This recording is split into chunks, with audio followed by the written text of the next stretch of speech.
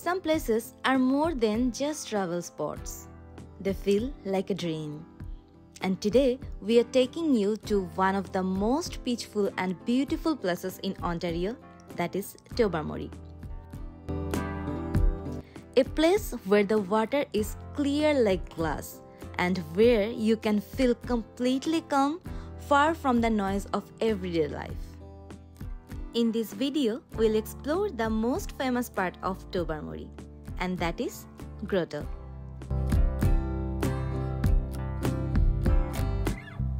সকাল 6টা আমরা উইন্ডসর থেকে রওনা দিলাম এক ভিন্ন রকম অনুভূতির দিকে, এক প্রাকৃতিক সৌন্দর্যের খোঁজে।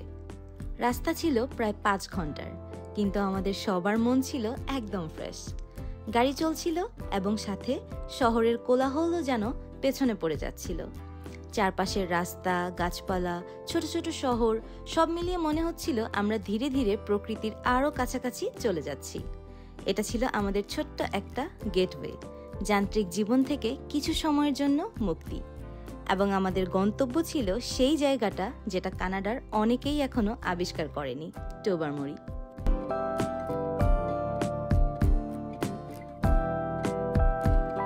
লম্বা একটা রোড ট্রিপের পর দুপুর 12টার দিকে আমরা অবশেষে পৌঁছালাম আমাদের থাকার জায়গায়, নর্থ উইন্ড মোটেল। হোটেলটা ছোট, কিন্তু এটা ছিল একদম রাস্তার পাশে। এখানে শান্তি আছে, প্রকৃতির ছোঁয়া আছে। খুব দ্রুত আমরা চেক ইন শেষ করে আমরা পৌঁছে গেলাম আমাদের রুমে।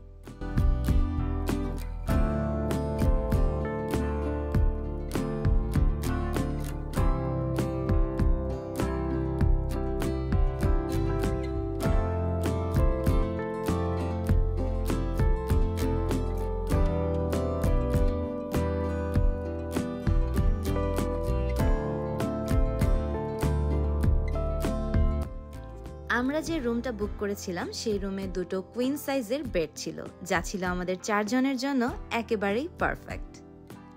এছাড়া আমাদের রুমে ছিল একটা ছোট্ট ফ্রিজ, একটা টিভি, একটা ড্রেসিং টেবিল আর অ্যাটাচড ওয়াশরুম। তবে ওয়াশরুমে যে শাওয়ারের জায়গাটা ছিল সেটা খুবই ছোট ছিল। তবে আমাদের রুমের বেস্ট পার্ট ছিল আমাদের রুমের যে জানালার ভিউটা। জানালা দিয়ে দেখা যাচ্ছিল সবুজ গাছগাছালি আর নীল আকাশ, যা দেখে সত্যি মনে হচ্ছিল আমরা প্রকৃতির মাঝে এসে পড়েছি। আমরা সবাই হোটেলে কিছুক্ষণ বিশ্রাম নিয়ে ফ্রেশ হয়ে বের হয়ে গেলাম দিনের সবচাইতে বড় আকর্ষণ দেখার জন্য, দ্য গ্রোটো। আমাদের হোটেল থেকে গ্রোটোর দূরত্ব ছিল প্রায় 30 মিনিটের মতো। বাট এই 30 মিনিটের রাস্তায় আমরা কেউ 1 মিনিটের জন্য বোর হইনি, কারণ রাস্তাটা ছিল এতটাই সুন্দর আর এতটাই নীরব। চারপাশে ছিল শুধু গাছগাছালি আর নীল আকাশ। মনে হচ্ছিল প্রকৃতির মাঝে আমরা মিশে যাচ্ছি।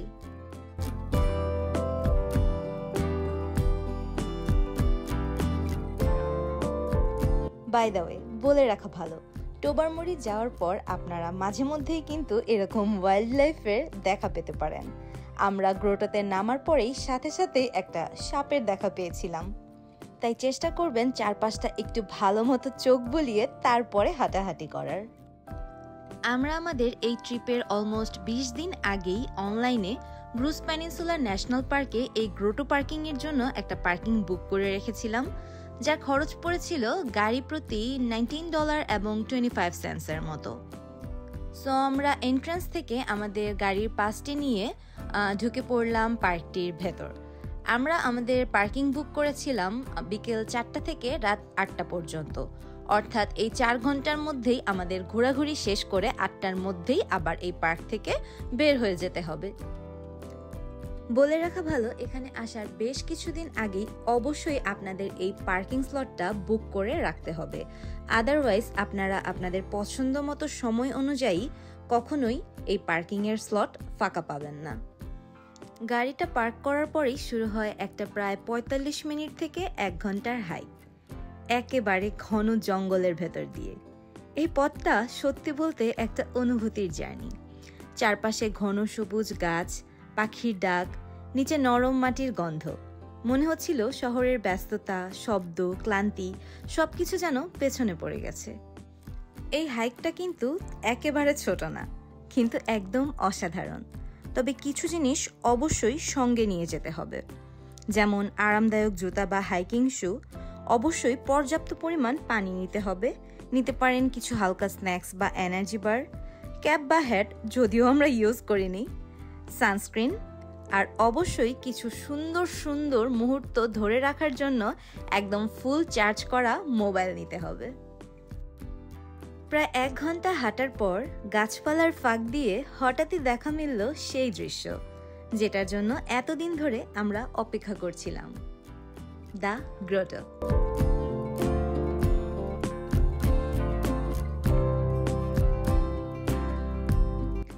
সত্যি বলতে এটা ছবি বা ভিডিওতে যতটা সুন্দর দেখায়, বাস্তবে তার চাইতেও 1000 গুণ বেশি সুন্দর।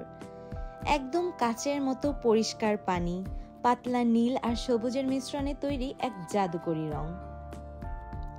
এখানে কেউ কেউ পানিতে পা ডুবিয়ে বসে আছে, কেউ ছবি তুলছে, আর কেউ চুপচাপ বসে প্রকৃতিকে অনুভব করছে। আমরাও আস্তে আস্তে ক্লিফ থেকে নিচে নামতে শুরু করলাম। পাথরের পথ দিয়ে ধীরে ধীরে এগিয়ে গেলাম সেই জায়গাটায় যেখানে কাচের মতো স্বচ্ছ পানি ধীরে ধীরে পাথরে এসে আছড়ে পড়ছে। নিচে নামতে নামতেই হৃদয়টা হালকা হয়ে যাচ্ছিল, একটা অদ্ভুত রকম শান্তি। নিচে নেমেই আমরা জুতা খুলে ফেললাম, পা ডুবিয়ে দিলাম ঠান্ডা সেই নীল জলে। পানি এতটাই পরিষ্কার আর ঠান্ডা ছিল যেন বরফ গলে আসছে কোনো পাহাড়ি নদী থেকে। প্রথমে একটু শক লাগলেও তারপর ধীরে ধীরে শরীরটা অভ্যস্ত হয়ে গেল আর মনটা যেন একদম ফ্রেশ হয়ে গেল। আমরা চাইছিলাম একটু বেশি সময় পানিতে কাটাতে, তবে সমস্যা ছিল আমরা কেউই এক্সট্রা কাপড় আনিনি, তাই একদম ভিজে যাওয়ার সাহস করিনি। শুধু পা ভিজিয়ে নিচু হয়ে একটু হাত দিয়ে পানি ছুঁয়ে ছুঁয়ে কিছুটা সময় কাটালাম। আর এইটুকুই এত শান্তি আর তৃপ্তি দিয়েছে, মনে হচ্ছিল এই মুহূর্তটা সারাটা জীবন মনে থাকবে।